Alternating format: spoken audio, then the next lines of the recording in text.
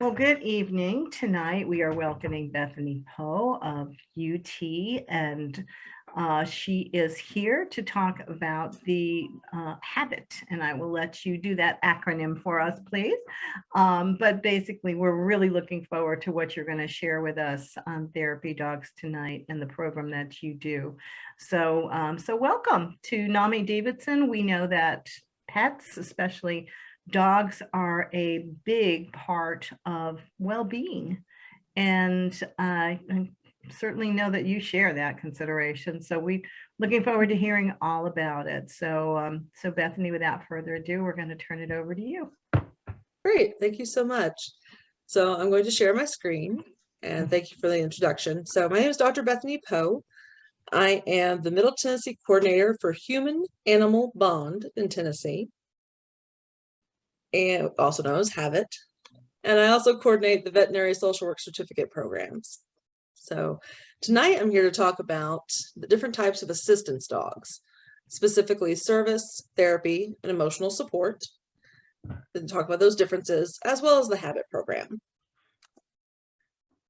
So it is my hope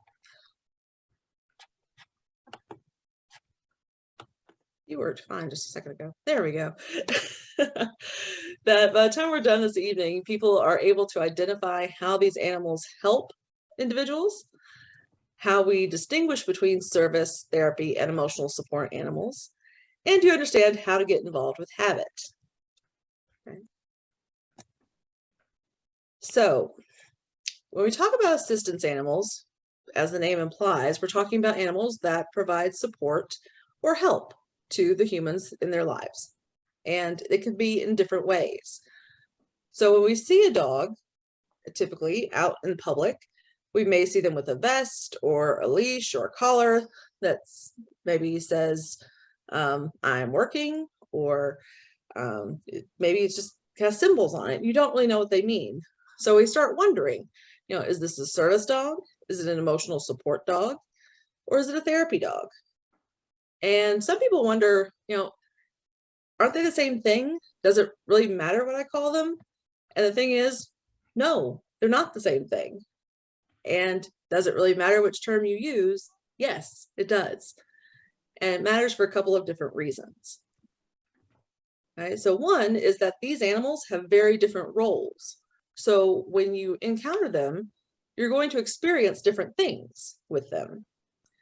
And also the laws that apply vary depending if the animal is a service versus another type of assistance dog. And so it does make a difference. So first, let's talk about service dogs. There are a variety. Okay? So most people, when they first think of a service dog, they typically think of something like a guide dog. It's helping someone who is blind or visually impaired. Typically, they kind of picture a yellow Labrador retriever, maybe a golden retriever, but that's the picture they have. And the reality is that there are a variety of different types of service animals, or service dogs, and they can be any shape or size. Okay? And they do a lot of different tasks. Okay? So service dogs are defined by the Americans with Disabilities Act. Okay, and there are some other laws that apply. I'm a social worker, not a lawyer, so I'm just going to put a limit on it. Yeah. But the thing is that only dogs, or in some small number of cases, miniature horses, can be considered a service animal. Okay. Okay. So if somebody tells you that they have a service cat or a service peacock, chinchilla, whatever, no, they don't. It might be an emotional support animal, and we'll talk about that, but it's not a service animal. Okay. Service dogs are animals intended to perform specific tasks or jobs related to a person's disability. Okay, so these dogs have been trained to do something that helps a person with a disability navigate their world, and most likely in a way that they might not be able to in any other way. So, for example, people who are visually impaired, they can navigate in various ways without the dog, but it's much easier in many cases with one. Okay. Service dogs may be helping people with other physical disabilities, such as, oh gosh, there's about a bajillion. Hearing impaired individuals may have a service dog. People with epilepsy, people with diabetes, people with developmental disabilities, people with mental health challenges. There's all sorts of things that these dogs can do. They don't have to be professionally trained, although many to most are. And that's because for what these dogs do, in some cases, it's challenging. So I don't know if you guys have ever tried to train a dog before, but if you have, it takes some practice. And that's just the things that we typically want dogs to do. And when it comes to service animals, these animals are doing things like leading people through crowded malls or navigating traffic lights so people can walk in walkways. They're learning to detect whether someone's going to have a seizure or not. They can open doors. They can turn on light switches. Okay, so these dogs have to be trained in certain ways to help a person with their specific challenges. Right? These dogs do not have to be registered. Okay, this is one of my soapboxes, and I rant about this. So you will see sometimes websites that will say, or other organizations, register your service dog with us. There is no registration necessary. Okay, there is not one national list of service dogs. There's not one certification. There is not one specific training even that makes a dog a service dog. Okay, so if somebody's trying to get money out of you to register your service dog, don't do that. Okay. Now, that being said, the vaccination and licensing laws still apply. Okay, so a service dog still has to have the rabies vaccination. They still need to have their tags, all that kind of stuff. Okay. The ADA does not require service animals to wear a vest, ID tag, or specific harness identifying them as a service animal. And again, most times people do. And that's for a lot of reasons. One is it helps people avoid asking questions, being challenged if they're trying to bring a dog into a public place. And it also lets people know that this dog is working. So please don't pet them, please don't distract them. But if they're not, that's okay. Legally, they have the right to do that. So some things to know about service animals, and service dogs specifically. Horses, the same rules apply, but you don't see them that often. Okay. So if you're in a public place and you have a service animal, staff are allowed to ask you 2 questions. 1, is the dog a service animal required because of a disability? You don't have to identify what that disability is. It's just a yes or no question. And the second is, what work or task has the dog been trained to perform? And you can keep that very vague, or you can get specific. It's however comfortable you are. So that might be, my dog alerts me if I need him to. Or you could say, my dog alerts me if I'm going to have a seizure and helps me get down so I don't fall and hurt myself while this seizure is happening. Okay. Service animals do need to be harnessed, leashed, or tethered while they're in public places, unless the device interferes with that animal's work, or the person's disability prevents them from using those devices. Okay. So sometimes people ask me about this. When wouldn't a service animal be tethered? In some cases, people use service animals. I've seen it particularly with children with autism that have a tendency to run away. They just kind of bolt. So in some cases, they'll have service animals that are trained to prevent that. They can get in front of the kid and get them back where they need to be. So that animal needs to be loose so that they can get the child back to where they need to be. And in some cases, if the person doesn't have physical control over their body. They need the animal to be able to go get things, do things like that. When can you ask a service animal to leave if you're in a public place? So service animals are allowed to go anywhere the general public can go because they are an accommodation for that person's disability. Okay. It's not because of the dog, it's because of the person. And so, for example, if I have a service dog or a dog that was trained to be a service dog, but I don't use them in that capacity, I can't take that dog out wherever I want because they're not functioning as a service animal. But if the animal is functioning as a service animal, they can go anywhere the general public can go. However, if the animal is out of control, the handler cannot, make them behave, they're not housebroken, then the animal can be asked to leave. Okay. That doesn't happen super often on legitimate service animals. Okay. For a lot of folks, these dogs are amazingly well trained. Okay. So because they need to be, because for some people, this is a matter of sometimes life and death. We need that service animal to be good at their job because people need them to be able to get around in their daily life. You can't have a guide dog that's going to lead somebody out in traffic.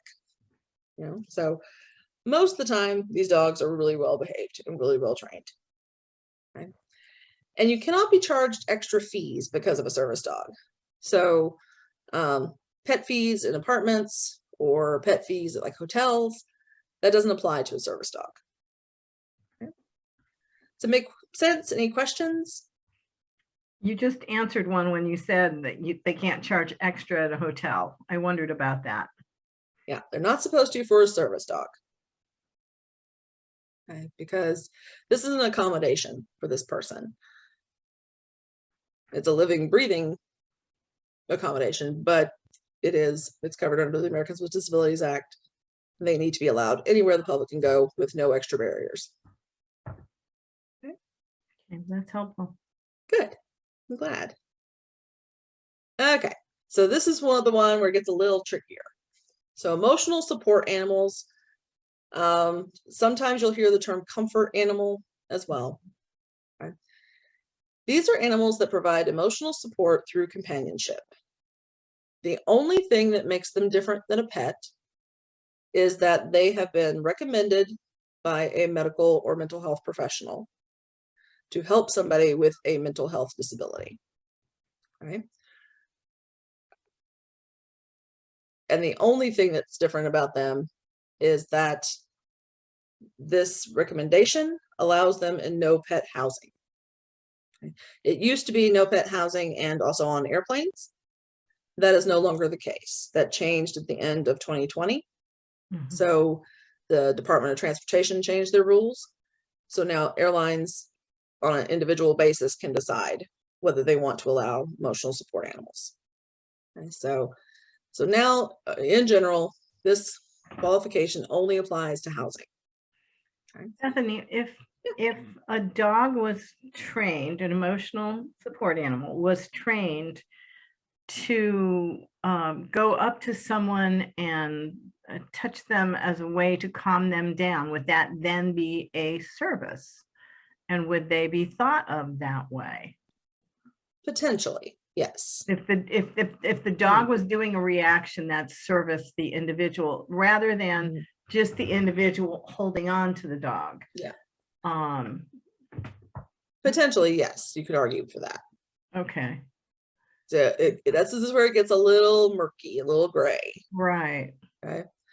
So emotional support animals have no specific task. They are literally comfort. Okay. They're basically a pet. Mm-hmm. Right. The only thing that makes them different is that they have this letter, which we'll talk about here in a second. Okay. And this is the reasonable accommodation through the Fair Housing Act. Mm-hmm. And this can be any species. So if somebody tells you that they have an emotional support chinchilla, cat, whatever, yes, that is possible. Okay. Right. There's some debates about whether it should be domesticated animals. A few years ago, there was a guy who said he had a emotional support alligator. Okay. Okay, so that caused. I saw that video. Yep, I don't remember what his name was. It was like Dave or something, and we walked it on a leash. I mean, he wasn't like the super giant ones. He was still pretty big, but obviously not a domestic pet. So, okay. So to be eligible for an emotional support animal, you have to have a chronic mental health symptoms that limit ability to function in one or more areas of your life. And in the determination of the mental health provider, this can be your social worker, other type of therapist, technically your physician could do it as well, who's knowledgeable about the person's mental health and treatment needs. You have a need for the ESA to ameliorate the impact on associated mental health symptoms or related distress or impairment. Right, so this animal's presence makes your mental health symptoms better, so you're better able to function. Okay, it's basically what it comes down to. We had a gentleman when I was working for NAMI, Tennessee, and he had, and this is before we really got into all the emotional support animals, but he had a beagle, and it really, he had PTSD, pretty severe PTSD. He was from East Tennessee, and he would bring it to our statewide conferences, and he had a little, you know, vest that he created for it. And I know he was fairly dependent on that animal. You know, I know it was very, very important to him, but it wasn't, even he knew it wasn't a service animal. And he would just go into places with the animal, with his vest on to see, you know, and if he wasn't challenged, he, you know, and the dog was excellent. It would just lay by his feet and, you know, right up against him. And, but he did get, you know, challenged at one place we went. I said, "You're fine with me," because I was in charge of the hotel accommodations for everybody. I said, "You're fine with me, but it's your responsibility if the hotel calls you on it." So yeah, that's fair enough. I got Casey has an emotional support animal designation, which I got mainly because I was looking for an apartment before I decided to stay in this one. But yeah, they gave it to me. I just, because I had been affected by Hurricane Sandy. okay. And yeah, a couple other things. Yeah, I mean, they definitely can have an impact. You know, for somebody with, say, depression, that animal can be not just comfort, but, you know, a reason to get out of bed. Yeah. You know, if we care about this animal, we might get out of bed, we might go outside because the dog needs to go outside. Right. You know, we're going to the store because we need to get dog food. You know, so it really can be beneficial. Right. So to get this designation, it needs to be a letter coming from that person's mental health professional. So, and ideally they need to have worked with them for at least 6 months, ideally a year. And, you know, saying that this animal is necessary for this person's mental health and that they are under this mental health professional's care. And landlords can ask for this documentation. Okay. The thing is, just like with service animals, at this point, this is not well regulated. So there is no specific training, there is no specific registration, certification, anything like that for an emotional support animal. Just like there isn't for a service animal. Right? But trying to figure out exactly what the boundaries are of pet versus emotional support animal can sometimes be a challenge. Does it weigh, or is it situational that it weighs more on the animal than it does on the housing provider? Does that make sense? Can you rephrase that for me? So what I'm wondering is, you know, if you have a letter and you've got an emotional support animal of some kind, does it tend to weigh more heavily on the letter, you know, that to the right to have the animal versus the right not to buy the apartment or housing? So if you got the letter and it's from a mental health professional, and it's, you know, within the time frame, has all the necessary information, then they are supposed to let you have the pet. Okay. This is supposed to be renewed. The letter needs to be renewed every year.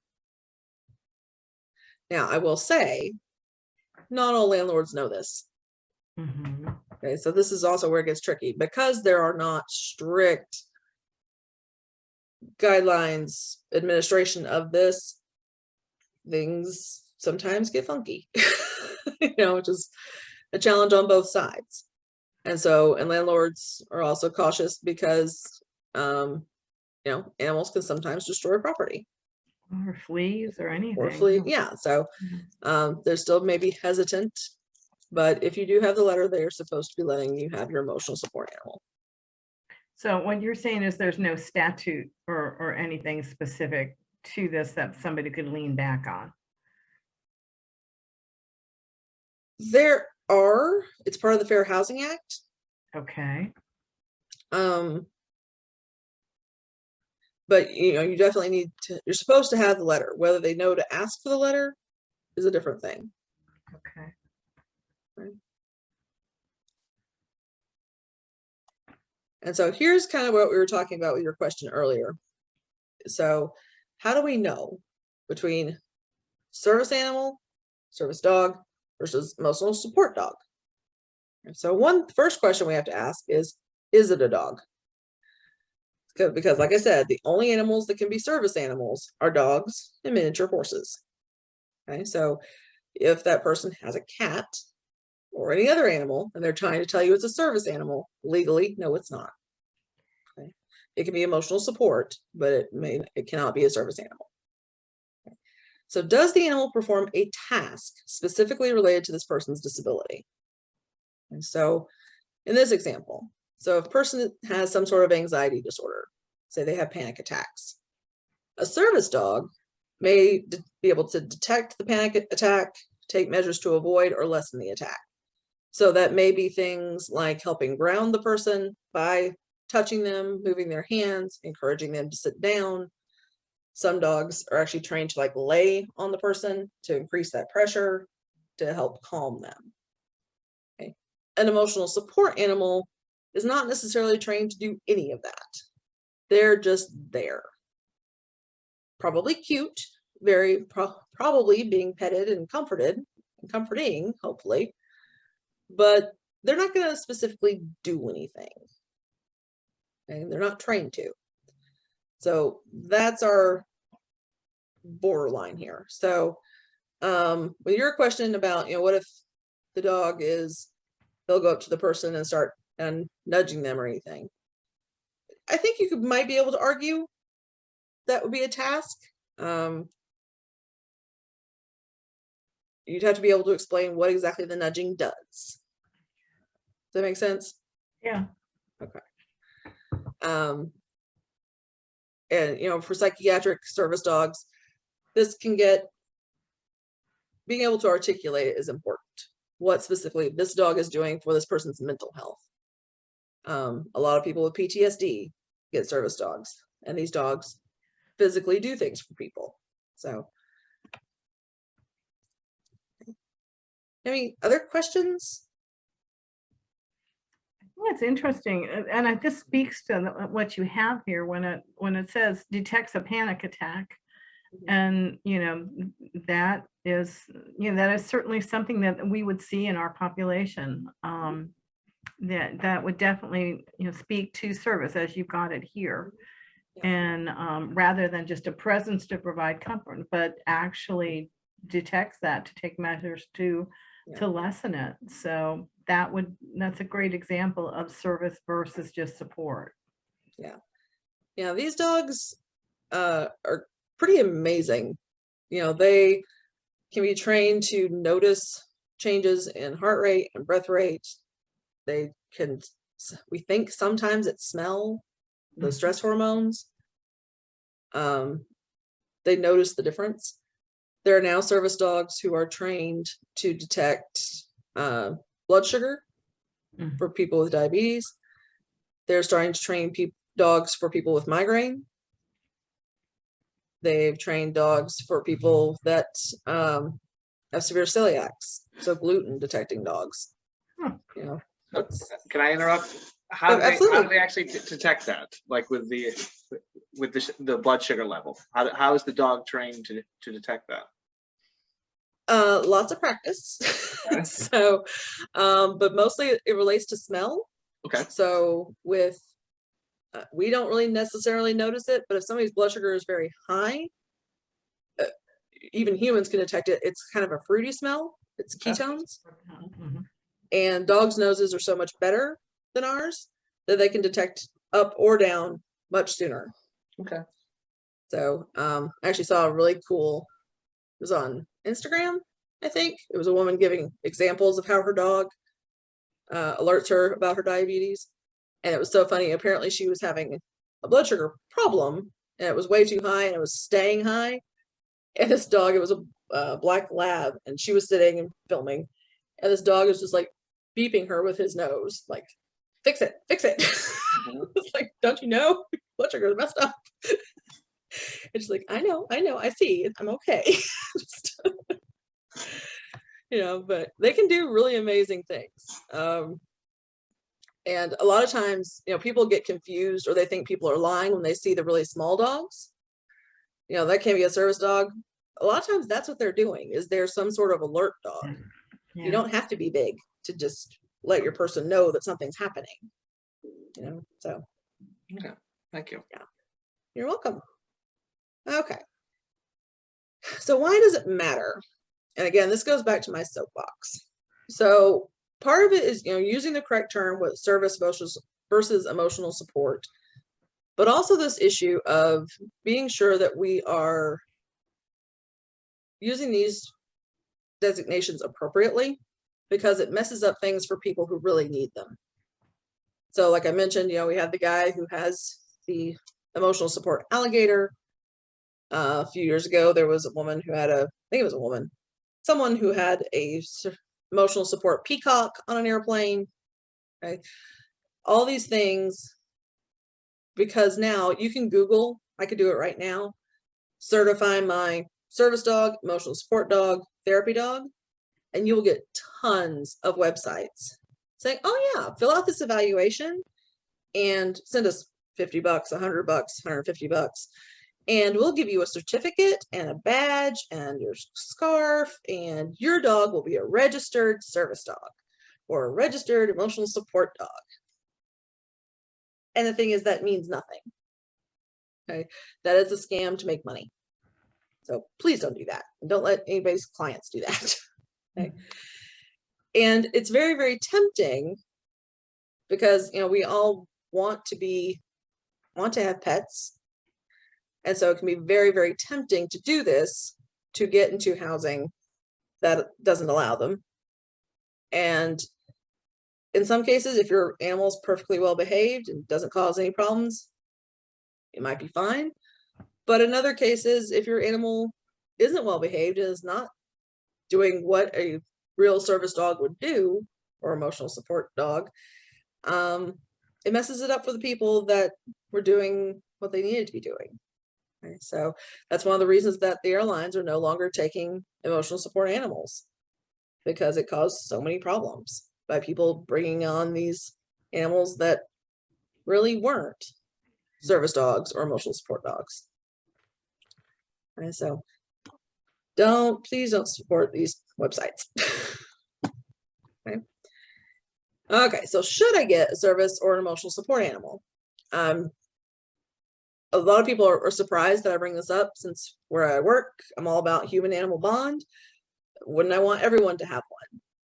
And if you need one and it fits for your life, then yes, of course I do. But there are things to think about, because these are living, breathing creatures that need care and have needs, and might add some extra challenges to your life, to be honest.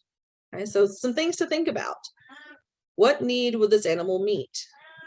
Okay, you have to keep in mind that this animal may be useful, but it's not going to be a cure-all. So, having an emotional support animal is not going to make all of your physical, all of your mental, all of your spiritual, any kind of problem go away. Okay? It may be a help, but it's not going to cure everything. Okay?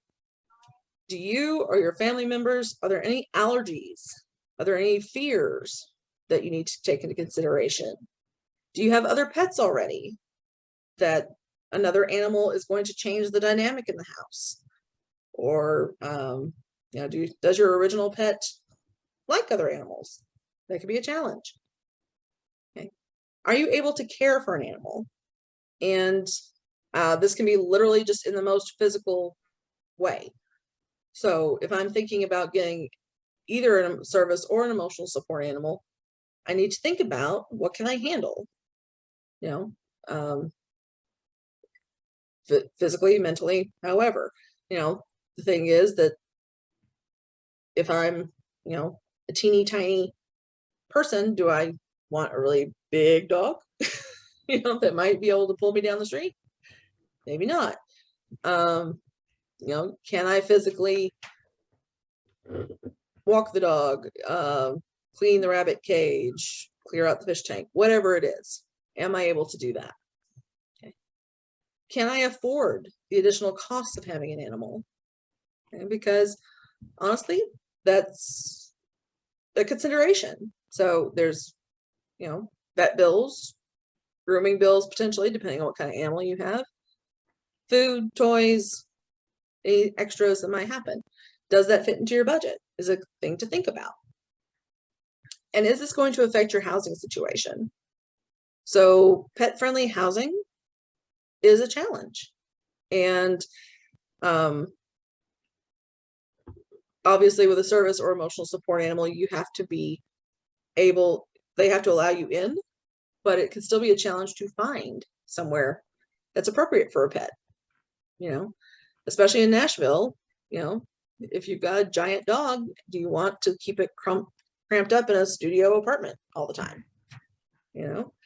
So just thinking about those things, is having an animal going to make moving harder in the future, if that's something I want to do? So all I'm saying is just think it through before you do it. Yeah, my dog's a pit bull and I have cats. It's just impossible.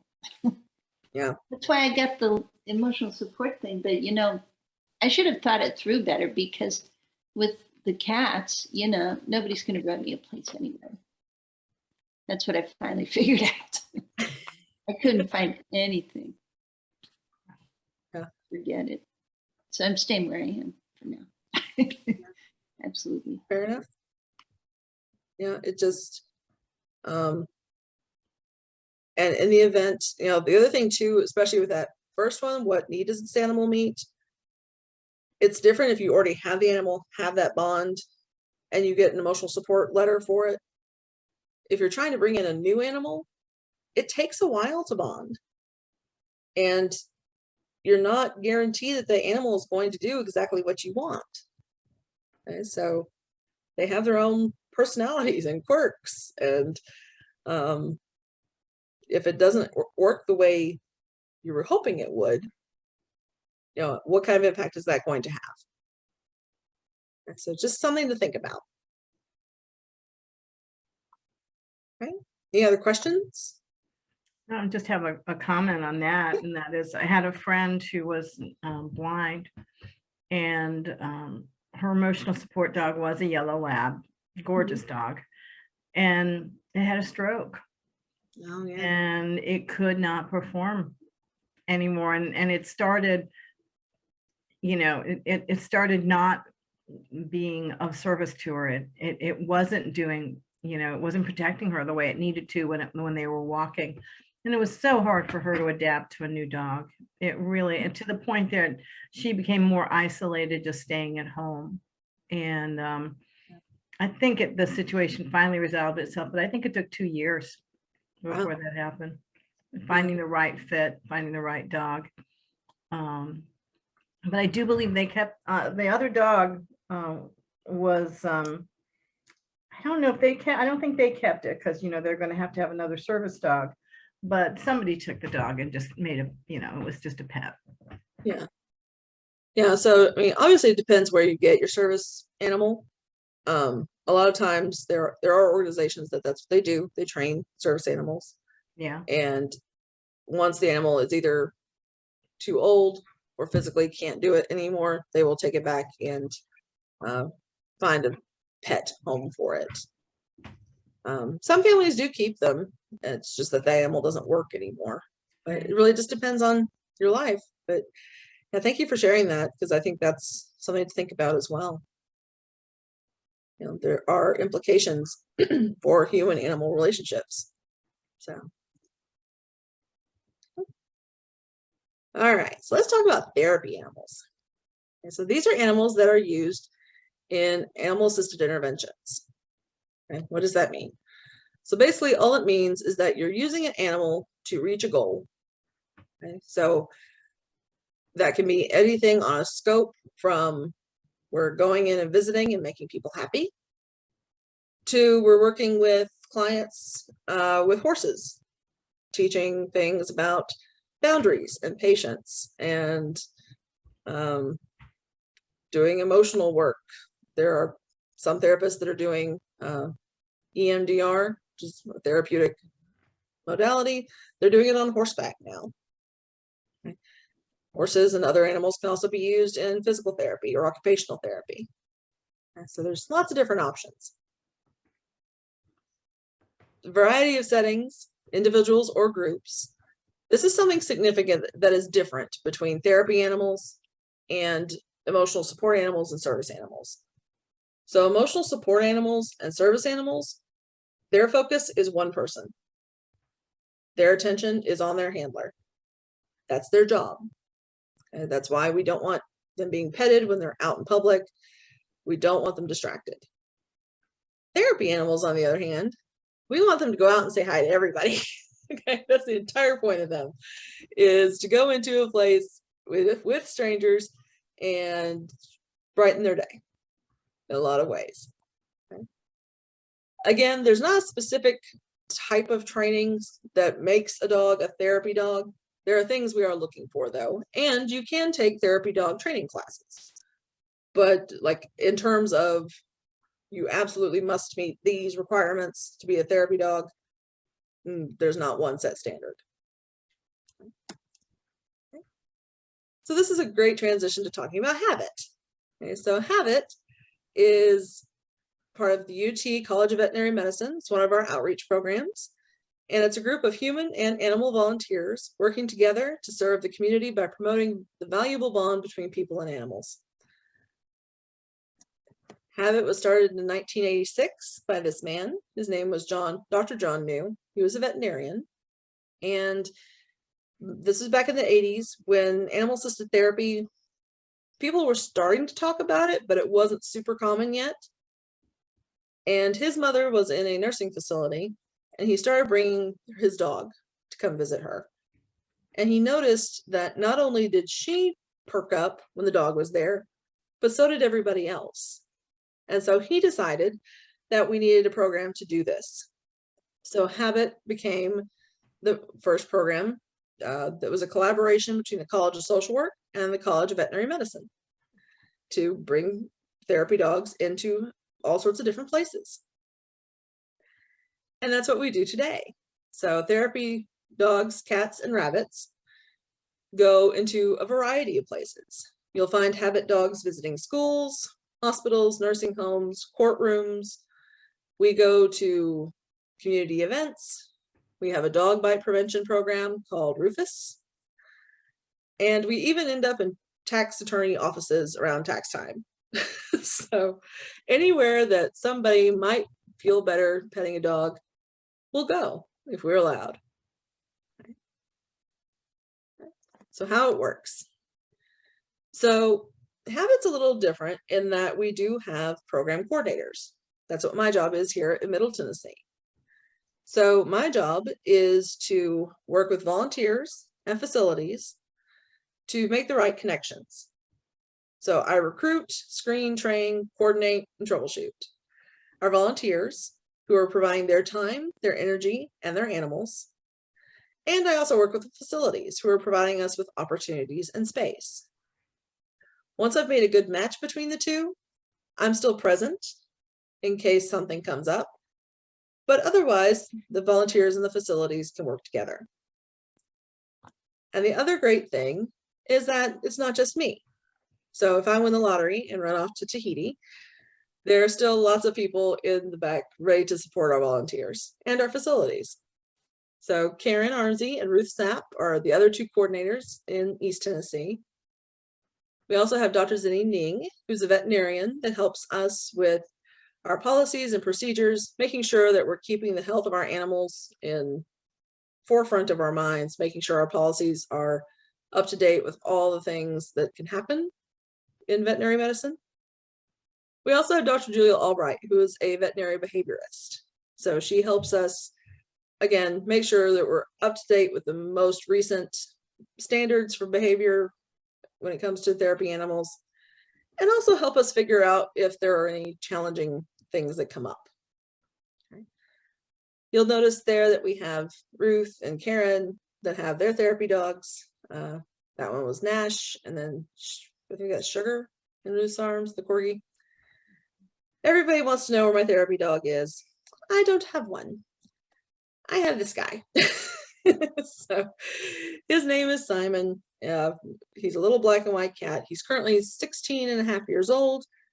You may have heard him meowing in the background of this presentation. Definitely. I had to shut the door so he didn't come and help.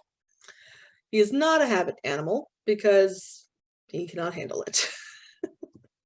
But he does virtual visits quite well. Right.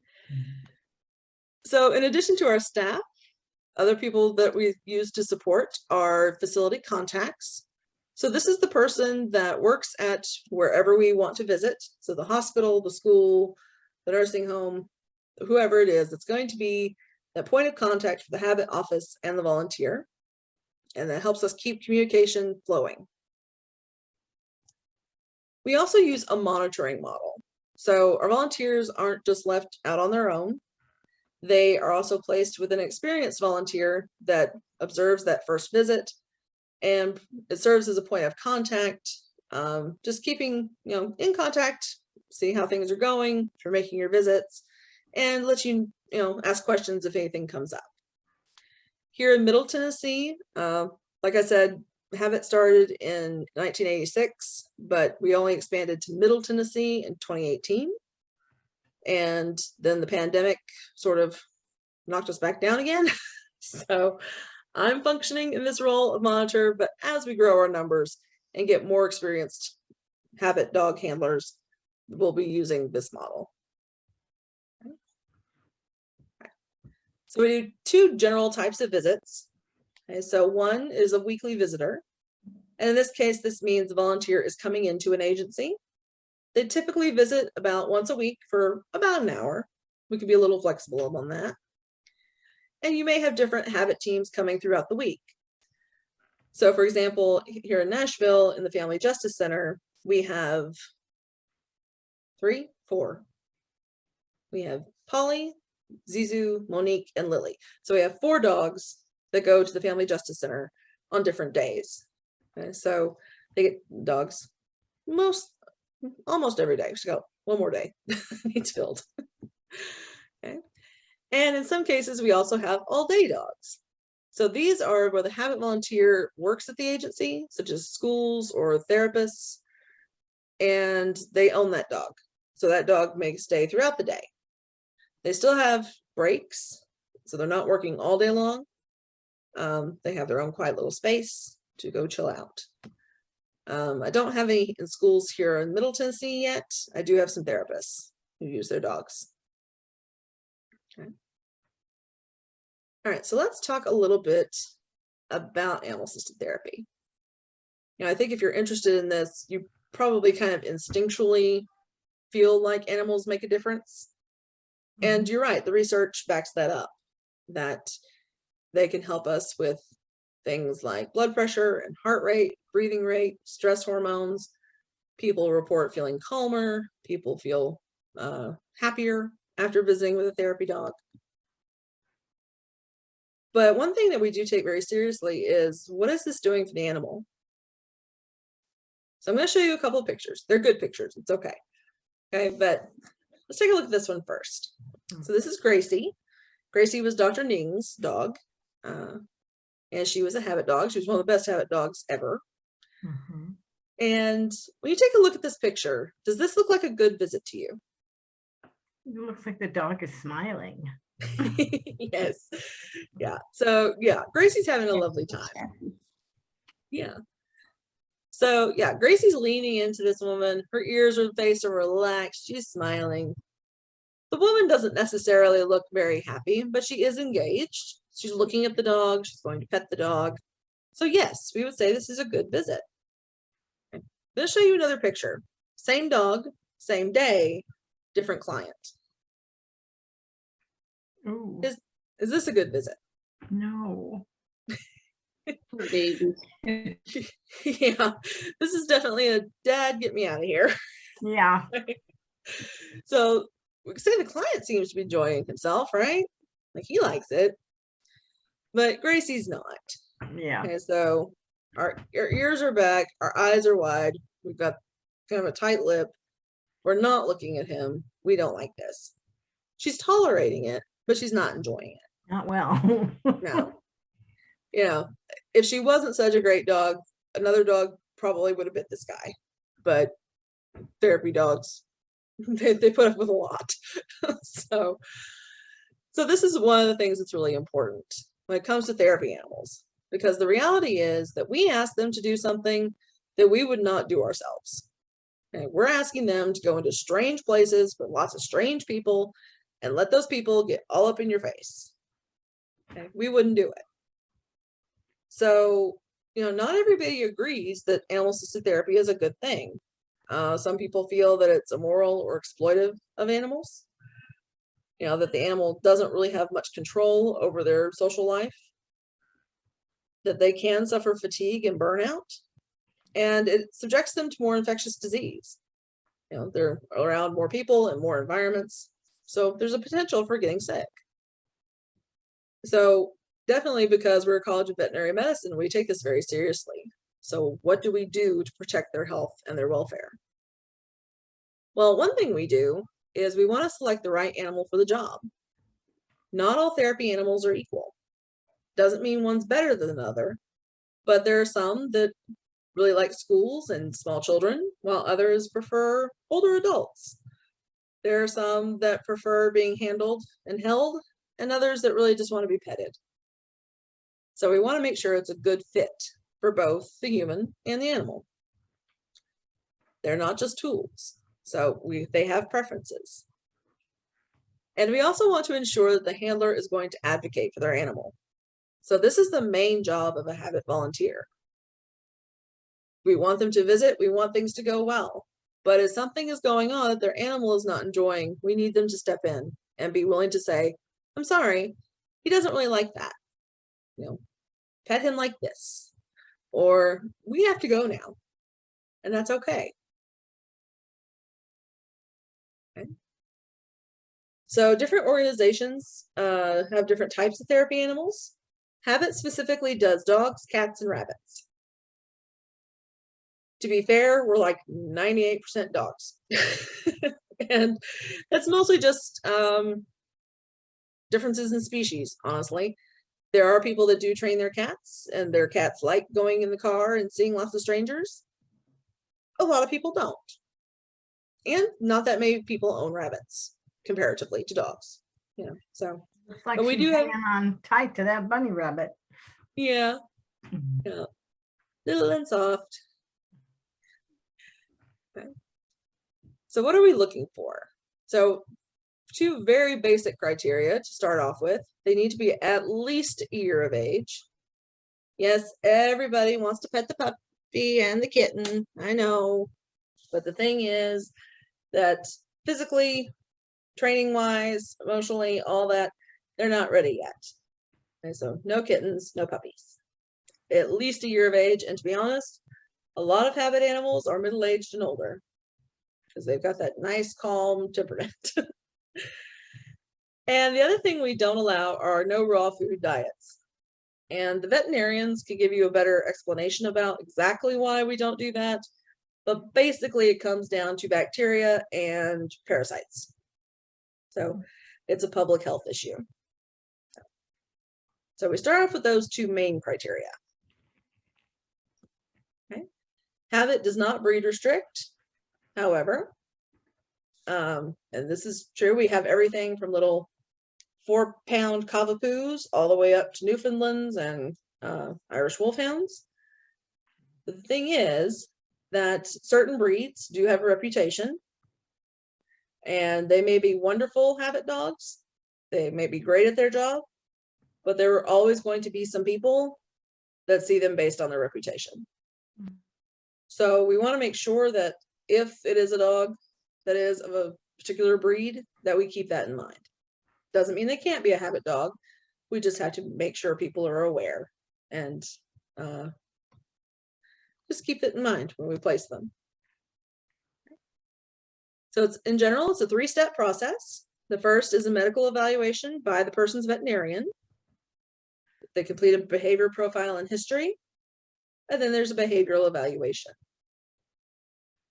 So the medical evaluation is a 4-page form that goes to your veterinarian. It asks about medical history, confirming that your dog, cat, rabbit has an up-to-date rabies vaccine, and they've had a negative result on a fecal exam.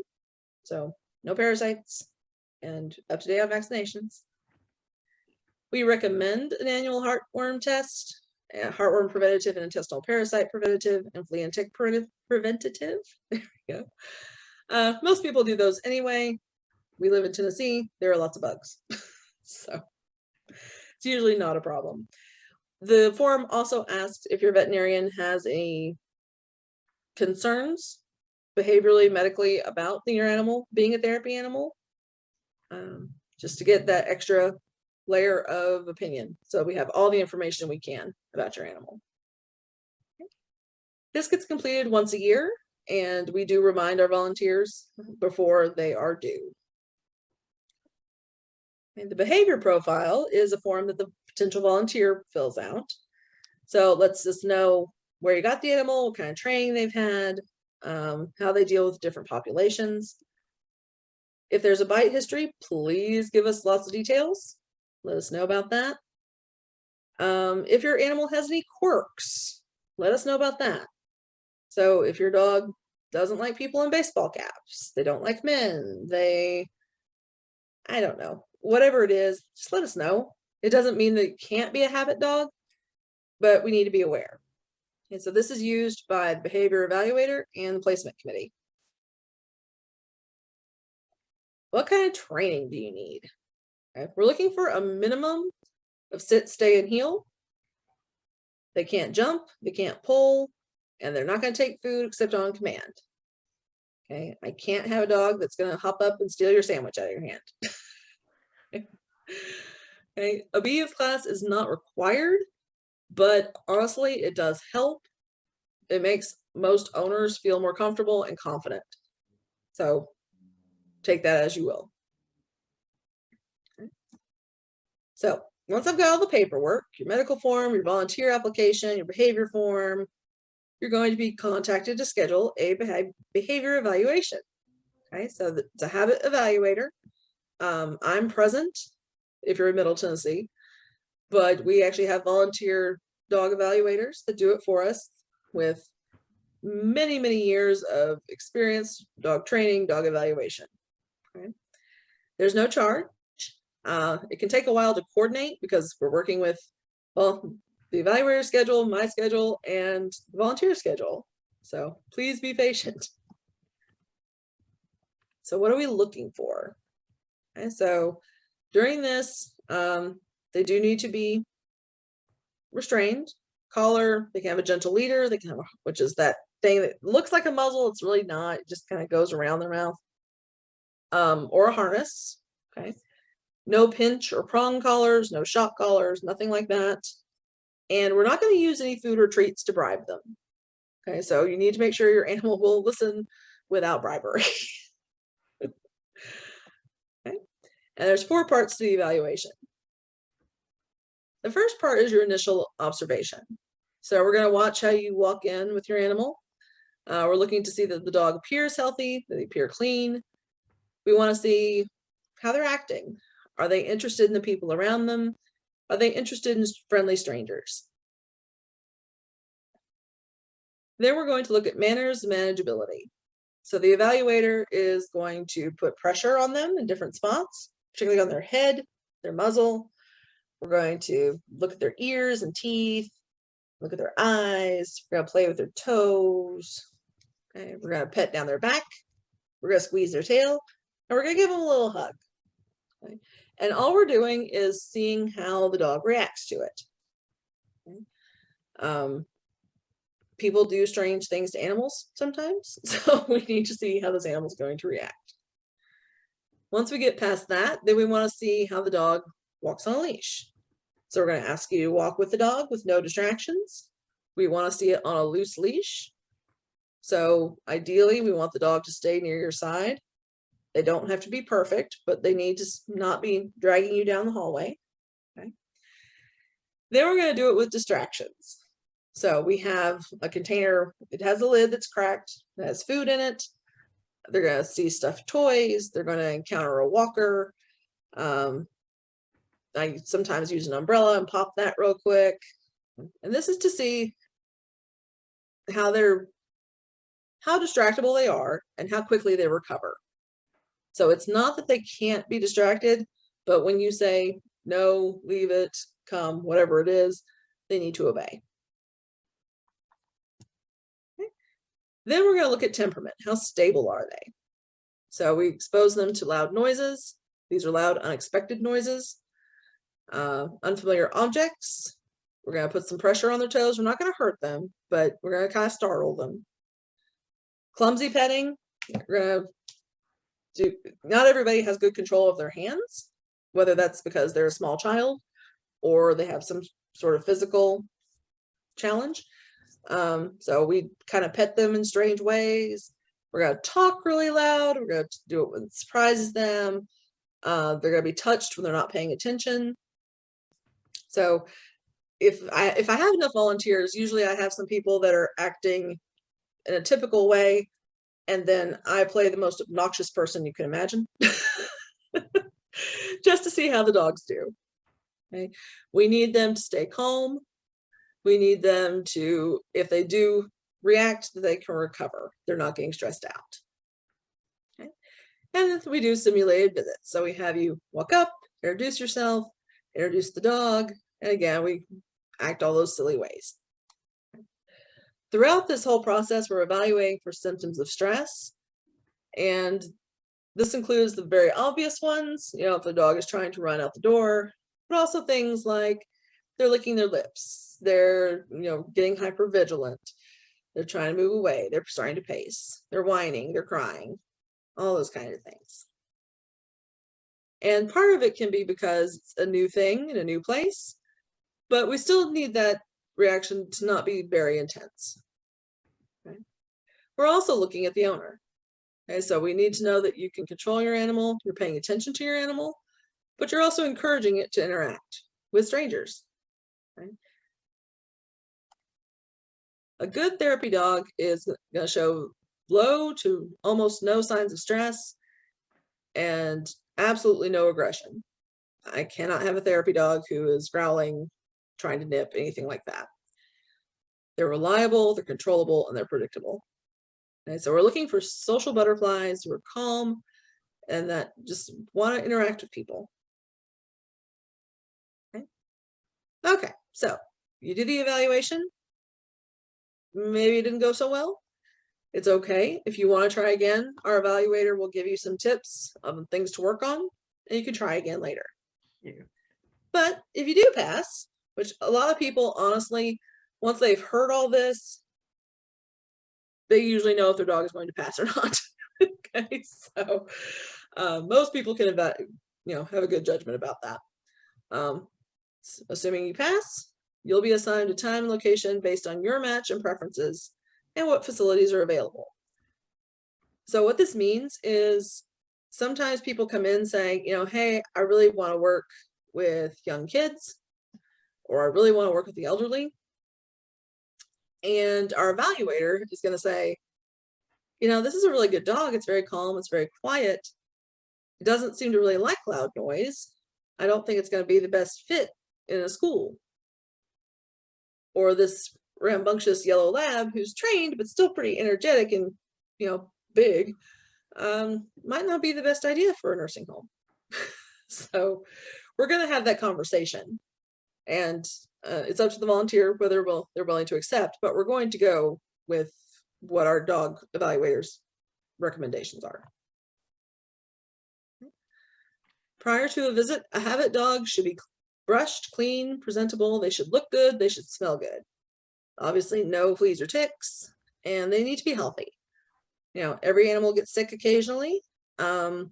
If they have been sick, it needs to be a full week before any sort of vomiting or diarrhea. Right? So healthy, clean, smells good. A good visit. A lot of people sometimes, if you are an animal person, you forget that not everybody is. So we definitely need to introduce ourselves and ask if the person wants to pet the dog. We do want to be friendly, but keep privacy and confidentiality in mind. Most of the places we go are places that people are very stressed out for one reason or another. That may be a school and it's testing time, but it may be a court. It may be a hospital. It may be a domestic violence shelter. So just keeping in mind that even if people are telling you every little detail about their life, that needs to be kept private. Throughout a visit, we always want to monitor for stress. So just like us, dogs have bad days, and sometimes they're just not feeling it. So even if they've typically liked visiting in the past, they may be reluctant to enter. They just don't want to deal with the people. They're not wanting to be petted. They're actually literally pulling their handler away from people, or they're just ignoring commands. Okay, so at this point, we're looking and saying, something's not right. So we want to pay attention to those stress cues and react to them appropriately. We can also have medical signs of stress. Just like humans, when we get stressed out, we can get sick. So can our pets. Most of these are pretty obvious. So lethargy, excessive panting, lack of appetite, diarrhea, vomiting, urinating in inappropriate places, worsening of a medical condition, change in sleep pattern or activity pattern. And this one can sometimes be a little hard because most habit dogs are tired when they get done because they like it, but it does take a lot of energy for them. So it's just, you know, kind of something to keep an eye on when it comes to the sleep and activity. They should be recovered the next day. If you have any concerns, it's fine to tell me, but I'm not a veterinarian. So you need to call your vet and find out if it's okay for them to return to visiting. Okay, and we need to pay attention to what our dogs are telling us. So this picture on the left with all the cues on it, it was part of a series that was going around social media a few years ago with puppies and dogs. And oh, isn't this cute? And of course it is, it's a dog and a baby. But the reality is this dog is not happy about this. Okay, so this is a wide-eyed stare. You can see the white of this dog's eye. Its ears are pulled back. This is a stiff posture. This jaw is tensely closed. This dog is telling this kid to back up, get out of my face. And unfortunately, because this is a human toddler, they don't speak dog. Okay, so hopefully this is a good, well-trained dog, but it's giving all the cues to that this is a situation that needs interference. Okay. Same thing with this picture of the royal family. I think this is the first baby, George, I think. And you can see again, we have a dog that is not thrilled about this. This baby is right nose to nose with this dog. Dog's eyes are big. It's backed up into Prince William. Not thrilled by the situation. And the thing is that a lot of times, you know, again, like I said, with therapy, we're asking these dogs to do things that we wouldn't do. We wouldn't let strangers get up all on our face and touch us all over. And it's really important that we pay attention to what they're saying, you know, because they usually do give us plenty of indications when something is wrong. And so it's our job to advocate for them and get them out of these situations. After your visit, lots of positive reinforcement. We want visits to be good for everybody, including the animal. Let your volunteer monitor know if there was any problems with the animal or a person, either way. Okay. We're never going to force an animal to visit. So if they're done after 15 minutes, they're done, and that's okay. We typically limit visits to an hour or less, just because, you know, this is supposed to be a fun activity. We don't want to wear them out. Occasionally we will go longer. Before the pandemic, we had dogs that went to foster care review board. Those go for 2 hours. So we have to select dogs that can handle that. And again, take breaks as needed and conclude the visit. If the animal is stressed out, not feeling it, whatever, it's okay. First and foremost, you have to meet the animal's needs because you are your animal's advocate and you're a team. So there's a lot of things that go into being a habit volunteer. So we mentioned the dogs need to be well trained, you know, they have to have good manners, but they also need to be well groomed. You're going to pay attention to what the time looks like, keep track of how many visits you've made, let us know if something's going on, making sure they're fed, and you're going to be their, you know, driver. You're that friendly smiling face when you go into your facility. What you are not is a healthcare worker, a teacher, a counselor. So we have dogs that go into these places, and even if professionally you are one of those things, that's not your role at the time. So you may have patients or clients or students asking you things that's not your role. So in that case, you say, let me get a staff member to answer that question for you. Paparazzi. You know, now that cameras are on our phones, people are taking pictures all the time. And if a client or patient wants to take a picture of your dog, that's up to you, whether you're okay with that. Picture of the dog or with the dog. But we definitely want to be sure that we ask if we are taking any pictures. Make sure we have a written release if any pictures are going to be taken or used. Okay. And this is also not the time to advocate for a particular breed. Okay. So you might think that German Shepherds are the best dogs ever, and that's fine, but your role is not to advocate for the breed. You can talk about what your German Shepherd does. Okay. So what to think about before you become a habit volunteer. So do you have the time? So we say, you know, about once a week for about an hour. You also need to include drive time, grooming time, you know, because we said they need to smell good, look good, all that kind of thing. Money, there is a small fee. It's about $25. Helps us take care of all the paperwork costs, the bandanas that have animals wear, IDs, background checks, all that kind of stuff. But also things like gas money. You know, how are you getting wherever you're going to go visit? Stress on you and your animal.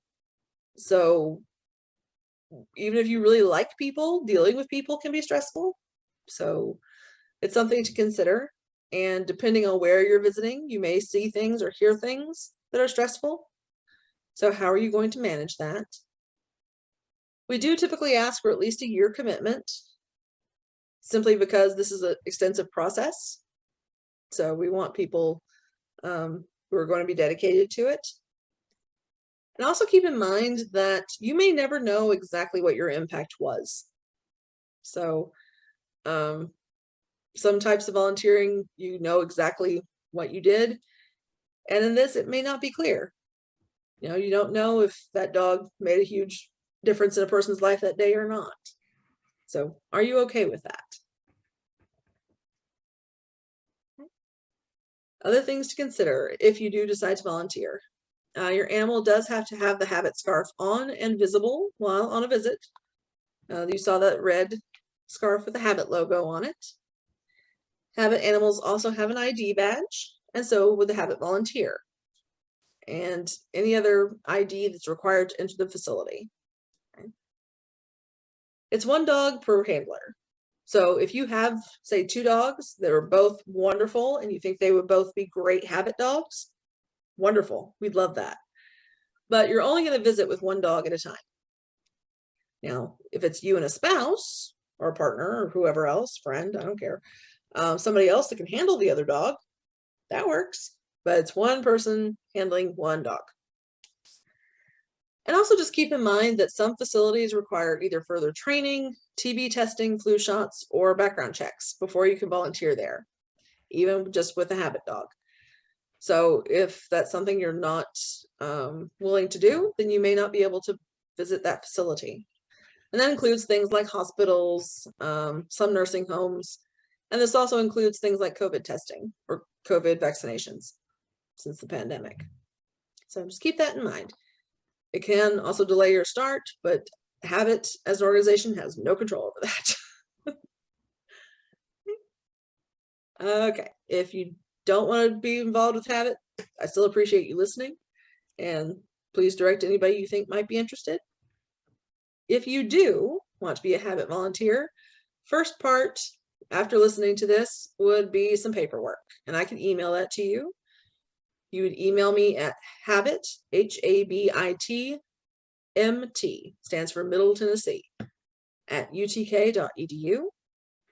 Once I get that paperwork, it'll be a matter of reviewing that, and then we schedule your behavior evaluation.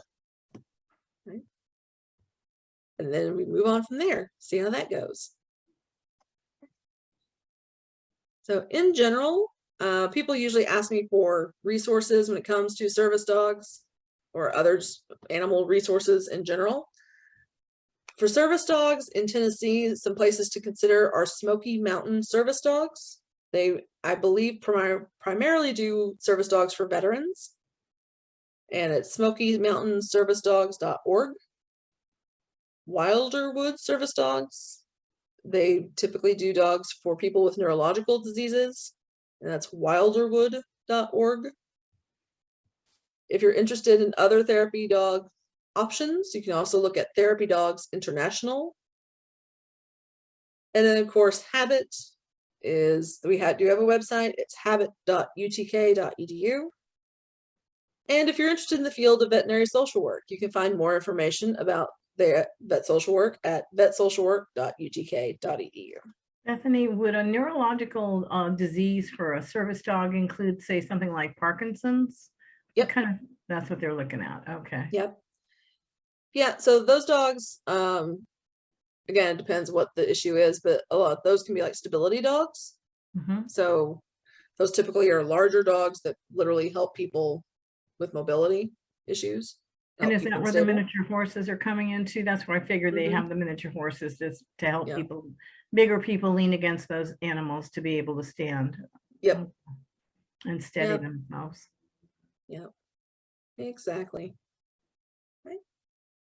What kind of questions do you have for me? Does anybody have any questions? I think this has been pretty thorough. Yeah, I get excited about this and I want to tell everybody everything. So. Nothing wrong with that. We appreciate it. And no, it was very thorough. Oh, good. If you do think of anything, you can email me. It's habitmt@utk.edu. Will get me for Habit. Or if you also want to do vet social work, it's vswcp@utk.edu. And you can also contact us on Facebook. So I will say that, and it may not have been Habit, but we did work with Belmont University about, I think it was about 4 years ago, where we did a small study with some of the OT students over there.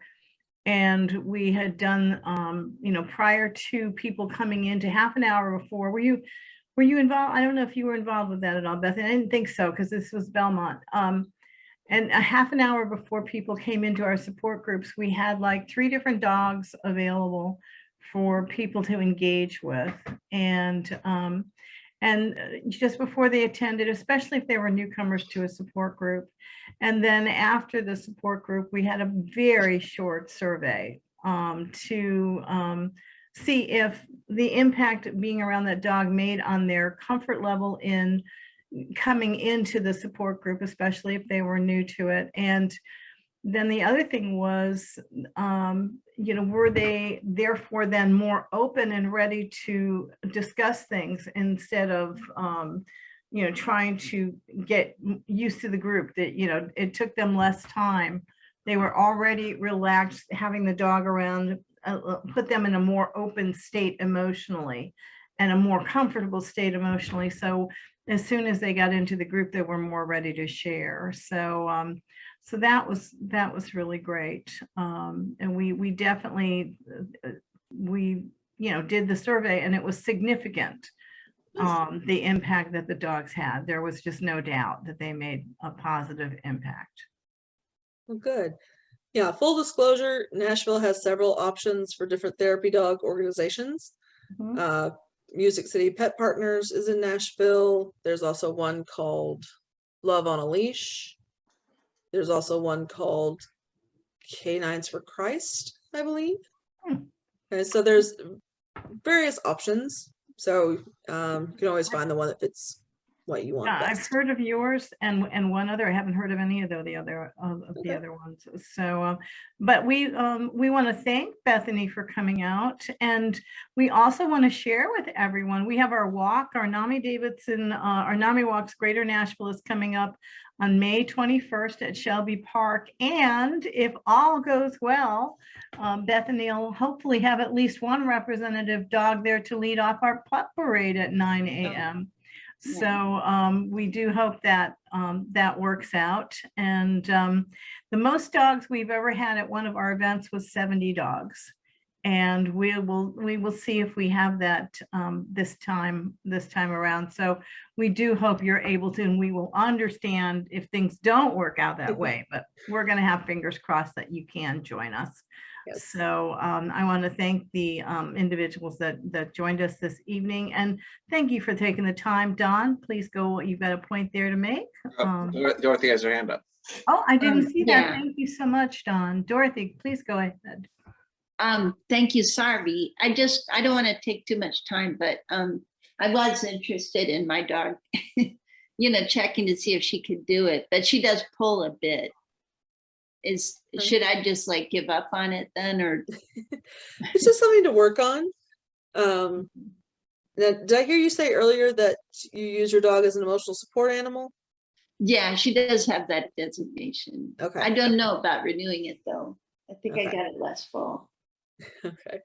So the thing is, I typically don't recommend that emotional support animals or service animals also be therapy animals, because of the main difference being that we need emotional support animals to be really focused on their owner. And therapy animals, we want them to be focused on everybody else. So, That's helpful to know. She is focused on me. I will say that. good. She loves company. I mean, she's very friendly, but she does pull.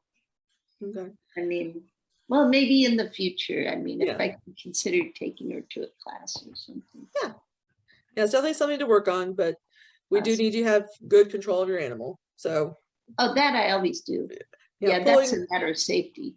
yeah, definitely. Yeah, I'm very careful. Yeah, And work I on the pulling. And thank you for asking that, Dorothy, because I think you just gave us an opportunity for Bethany to share, the difference between the therapy and the emotional support dog, and kind of really kind of reinforce the different roles. So I think just from that question and what you shared, I think that was very helpful. I'm planning to bring her to the pup parade. Oh, good. She's not always 100% friendly with every other dog. So that's a consideration too. Well, we have Very friendly to humans always. Yeah. We have doggy etiquette that when you get, because all dogs are registered. that are going to participate. Oh, Not just in the pup parade, but in the event day itself. We do ask that you come and register your dog, and we have little special doggy baggies for them with a little treat in it and a little poop bag. But it also has some doggy etiquette in there that says things like, do not jump on small children and older people because they tip over. Sniff gently and with permission, and pick up your poop. So, but we do have some consideration, but it's fun, and we recognize and have for years that dogs are a big part of a lot of people's lives, and they make such a positive difference. So Bethany, thank you for clarifying some things for us. That was very, very helpful, and we appreciate the work that you're doing. And I did not realize that there was a social work specialty just for this. So that was another new thing to learn tonight, that I'm sure that would be something other people would like to know about. so do you register the dog on the day of the march or of the We do. walk? When you come in, we ask you to When you register come. your dog. So you try to get there at 8:30 or something, huh? Yeah. So just, yes, try to get there a little earlier so that you can get your dog registered and be there in time for the 9 o'clock pup parade. And if it isn't hot, she'll wear her party dress. Okay. If it's We real know- hot, she can't wear it. We understand some dogs will be dressing. Well, thank you, everyone. Don, did you have any parting words? I just thank Dr. Poe for coming out tonight. We really appreciate it. And if you are able to join the walk, I know it'll be appreciated by all that are there, but thank you. Yes, we will definitely do our best. Thank you so much. Yeah. Yeah. And just so everyone knows who's here, and I'll be sending out an email tomorrow when it is put up, but the audio recording of this session will be put on our YouTube channel, hopefully by afternoon tomorrow. All right. Yeah, Don's very good about that. And check out that YouTube channel, because what we do with it is we only record the audio so that we preserve the identities of anonymity, really, of the people that are involved, by only using first names other than our speakers or our staff. And therefore we can put the audio on there. And there have been a lot of sessions that we've had, and you might find something very interesting there. So as always, do not hesitate to reach out to us. Please go to our calendar, which is namidavidson.org/calendar for other events that we have coming up, including support meetings and caregiver education. And thank you again very much, Bethany. And we appreciate the great work that you're doing.